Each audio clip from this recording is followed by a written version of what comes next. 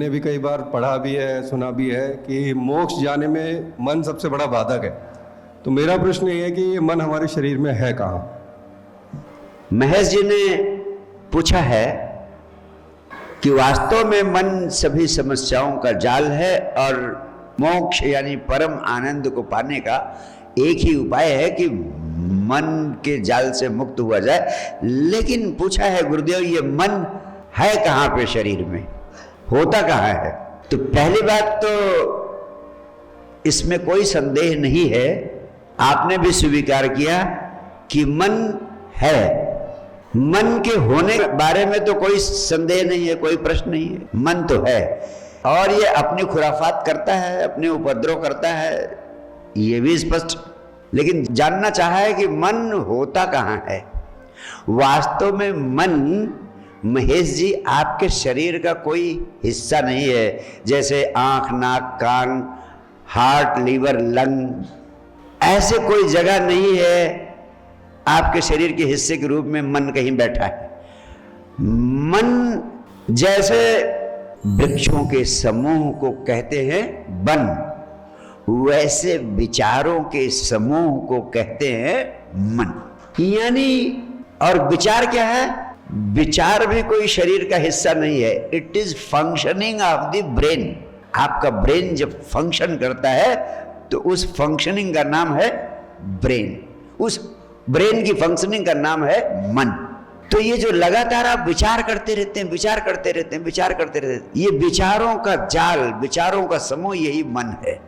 और इसीलिए निर्विचारता की अवस्था में होना, अध्यात्म के वैज्ञानिकों ने कहा, विचारों के जाल से मुक्त होने की सबसे शक्तिशाली विधि है, निर्विचारता की अवस्था में।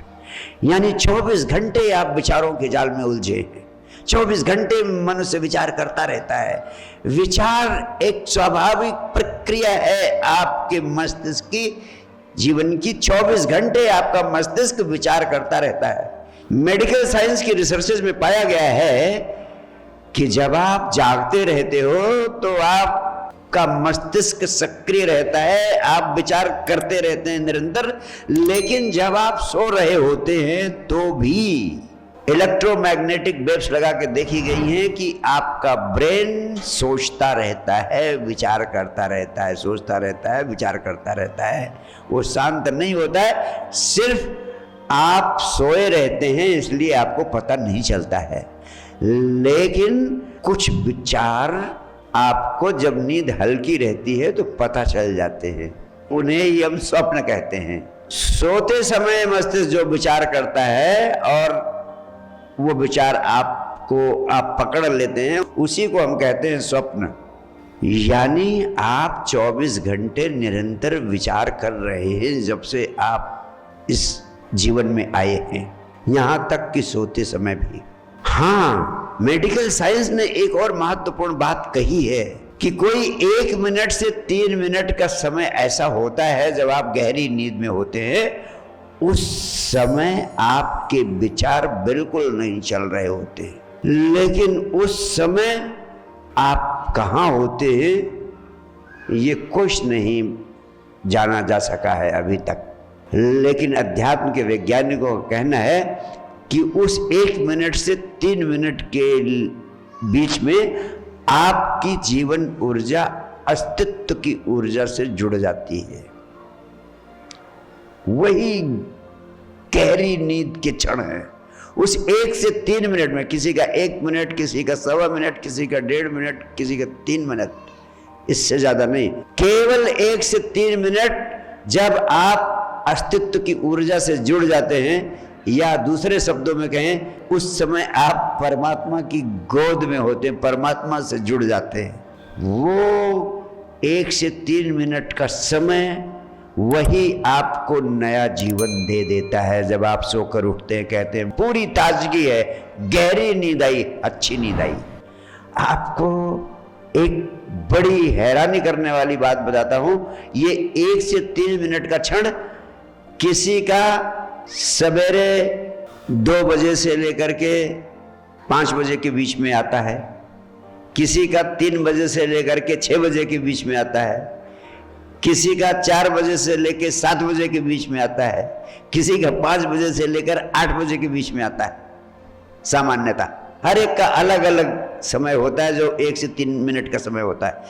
अगर ये 1 से 3 मिनट आप गहरी नींद से वंचित हो गए, ये समय आपका मान लीजिए 3 से 4 बजे के बीच में आया और उस बीच आप जाग गए, उस बीच में आपने नहीं सोया, तो वो 1 घंटा जो आप जाग गए वो समय आपका निकल गया 1 से 3 मिनट का, तो आप चाहे जितना दिन में सो वो आपको वो ताजगी नहीं मिलती, क्योंकि वो परम विचार शून्यता की अवस्था आपको मिली नहीं। इसीलिए मैं कहता हूं कि कोई सेट पैटर्न सोने और जागने का नहीं रखना चाहिए। हर व्यक्ति को अपना परीक्षण करना चाहिए, बाय ट्रायल एंड एरर जानना चाहिए कि कौन सा समय मेरे लिए उठने का समय है, कौन सा समय मेरे लिए सोते रहने का समय है। हाँ, जिसके गहरी नींद का क्षण ये 1 से 3 मिनट का समय 3 से 5 बजे के बीच का हो, उसको 5 बजे के बाद ही उठना चाहिए। हर व्यक्ति का गुरु उसके भीतर है, उस गुरु को सुनने की क्षमता, सुनने का सामर्थ्य, सुनने का गुर, सुनने की कला हर व्यक्ति को स्वयं पैदा करनी चाहिए। सद्गुरु का पहला काम यही है कि आपको आपके भीतर के गुरु से संबंधित कर देता है ताकि आप उसकी सुन सकें।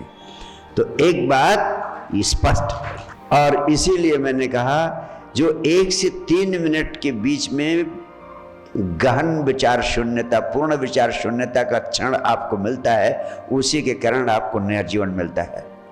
ध्यान, अध्यात्म के वैज्ञानिकों ने कहा, वह विधि है जिसके माध्यम से 24 घंटे में कभी भी घंटे आधे घंटे के लिए आप उस अवस्था को अपने भीतर पैदा कर सकते हैं। संजीवनी क्रिया वही एक शक्तिशाली विधि है जिसके माध्यम से आपको वह संजीवनी शक्ति जो 1 से 3 मिनट के बीच में रोज आपको गहन निद्रा में मिलती है, वह जागते हुए जब आप जाग जाते हैं उसके बाद वह अवस्था आपके भीतर निर्मित की जा सकती है। संजीवनी क्रिया वही अवस्था निर्मित करने की शक्तिशाली विधि है। अगर ये अवस्था निर्मित करने की कला अभ्यास से आपको आ जाए तो आप जीवन में इस विराट शक्ति का उपयोग करके बड़े बड़े चमत्कार कर सकते हैं, हर मनचाही मंजिल को प्राप्त कर सकते हैं, धन से लेकर ध्यान तक, पदार्थ से लेकर परमात्मा तक। बहुत बहुत प्यार, बहुत बहुत आशीर्वाद। Thank you.